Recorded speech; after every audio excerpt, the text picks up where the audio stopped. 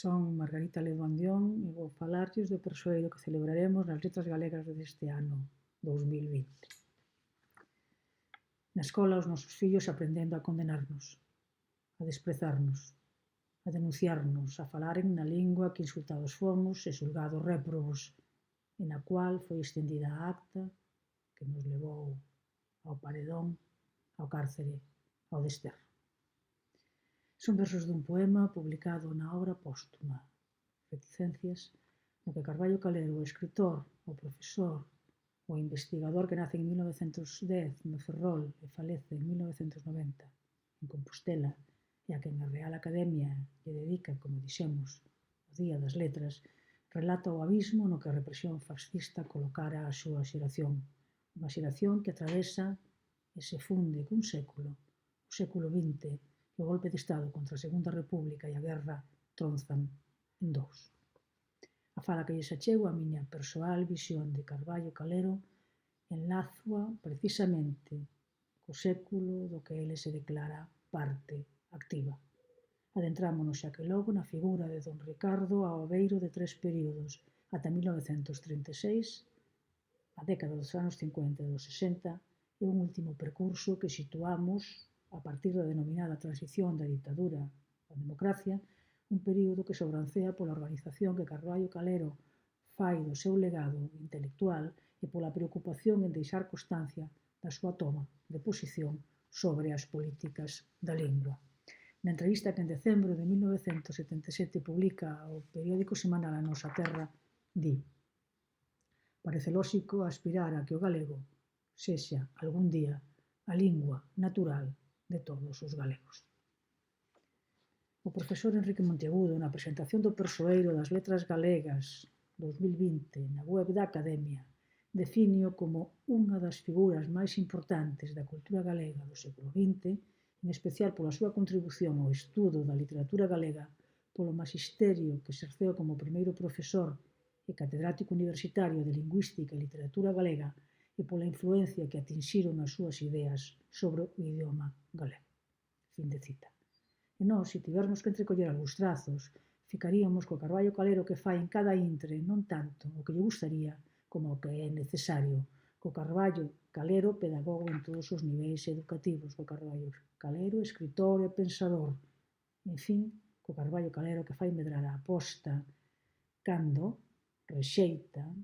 as normas ortográficas e morfolóxicas do idioma galego en 1982, citamos outra volta o texto oficial da Academia, aprobadas polo Instituto da Lingua Galega e a Real Academia Galega e oficializadas inmediatamente pola Xunta de Galicia.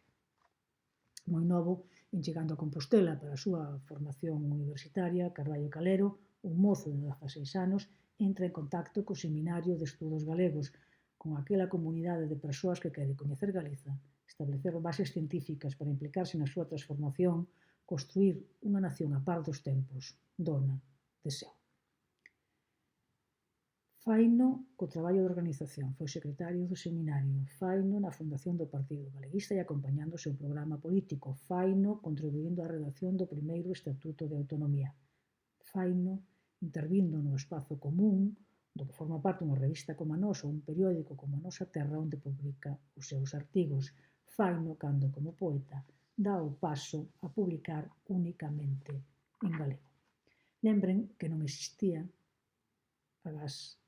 aquela iniciativa das Irmandades da Fala, as escolas do ensino galego, non existía a alfabetización na lingua que agora celebramos, que precisamos que nos representa. Pensen que a acción de escribir en galego en si propia significaba tomar partido. Despois ven o terror, o cárcere en Jaén, o exilio interior en Ferrol, a inhabilitación para traballar no ensino. Mais no 1950, no agromar tímido do galeguismo a través da editorial Galaxia, o ano no que lle ofrecen dirixir o Colexio Fingoi en Lugo, onde botará 15 anos e onde desenvolverá unha das súas facetas, a do teatro escolar, Carballo Calero está outra volta, aí, coa primeira novela en galego publicada despois da guerra, Xente da Barreira, 1951. Neste período dos 50 e os 60, o Carballo Calero divulgador colabora no suplemento que no diario La Noche coordina Francisco Fernández del Riego e asume a encomenda para desenvolver o traballo arduo da gramática e da historia da literatura de aquí e agasallarnos a regra de regras. É literatura galega, a que está escrita en lingua galega. Coinciden que me escribiron sobre Carballo Calero que a súa obra académica e científica, a gramática elemental del gallego común, que sae en 1966 e é reeditada de modo continuado até 1979, cando a historia da literatura galega contemporánea de 1963, ampliada na edición de 1975, deixáronse en espazo público a súa obra creativa, que demorou en se coñecer. Para el, a historia do idioma galego era a historia mesma de Galicia, do seu nacemento, do seu crecemento, da súa maturidade, da súa postración, e logo a da súa reaparición e o seu esforzo por persistir, escribe Fernández del Riego, para quen na súa historia Carballo rexistra críticamente o longo proceso restaurador da literatura galega, unha opinión que poliniza as máis novas que, como Carmen Blanco, consideran Carballo o creador definitivo da crítica e da literatura de aquí. Pilar Pallarés, pola súa banda, insire a poesía de Carballo Calero na vanguarda galega, localiza ecos simbolistas e do desacogo existencial que atinxe a xeración da posguerra e úneo aos máis novos da poesía dos anos 80. Claudio Rodríguez Ferre, colector da poesía perdida de Carballo, que publica en 1993 Edicións do Castro, dinos, precisamente, que a pesares de escribir poemas en español até finais dos anos 40, dende 1934, Carballo Calero só publica en galego. E este monolingüismo editorial, esta súa actitude na esfera pública coa lingua galega como bandeira, armoniza con toda a súa biografía. Achegámonos xa aos anos 80, anos nos que Carballo Calero organiza o seu legado, escolme e prepara a edición da súa poesía en títulos como Pretérito Imperfeito, 1980, e Futuro Condicional, 1982, nos que reúne a obra dramática e narrativa e dá ao prelo a novela Escorpio, que sae en 1987 e que, no decir de Enrique Rebuñal, é unha das obras de Carballo máis celebradas pola crítica literaria, tanto pola súa originalidade técnica e polas súas achegas estilísticas,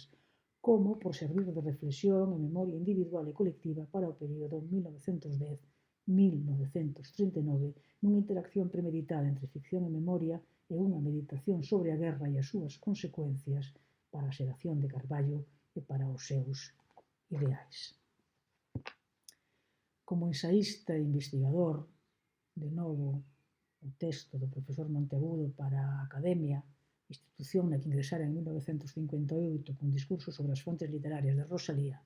Ricardo Carballo Calero prepara, nos 80, a edición de artigos de tema literario, Estudos rosalianos en 1979, Letras galegas en 1984, obras que, en certo xeito, complementan a súa historia da literatura e lle dan continuidade ao atender a produción de posguerra e insiste nos de tema lingüístico en defensa da súa proposta reintegracionista nos volumes Problemas da lingua galega, 1980, e da fala e da escrita, 1983. A musa dos povos que cantara Curros,